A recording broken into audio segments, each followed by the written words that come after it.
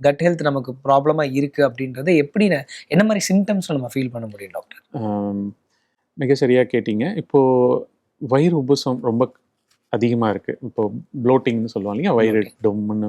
சில பேருக்கு பார்க்கும்பொழுதே வீக்கமா தெரியும். சில பேருக்கு ஃபீல் மட்டும் பண்ணுவாங்க. அந்த மாதிரி இருக்கிறது.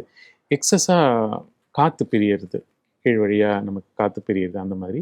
அப்புறம் மலச்சிக்கல்னு சொல்றது மாதிரி ரொம்ப ஹார்டா மோஷன் போகுது. ரொம்ப முக்கி ஸ்ட்ரெயின் பண்ணி போக வேண்டியதா இருக்கு.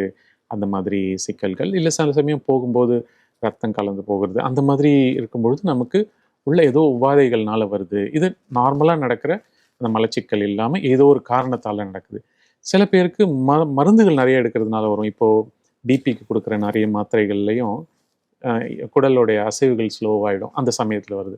நரம்பு சம்பந்தப்பட்ட வியாதிகள், ஸ்ட்ரோக் உள்ளவங்களுக்கு, பார்க்கின்சன்ஸ்ன்னு ஒரு வியாதி இருக்கு. ஆமா. நடல் தளர்ந்து போயிடும். எஸ். அவங்களுக்கெல்லாம் வந்து இயற்கையாவே அவங்களுக்கு குடல் ஸ்லோவாகி அவங்களுக்கெல்லாம் மலச்சிக்கல் கண்டிப்பா இருக்கும்.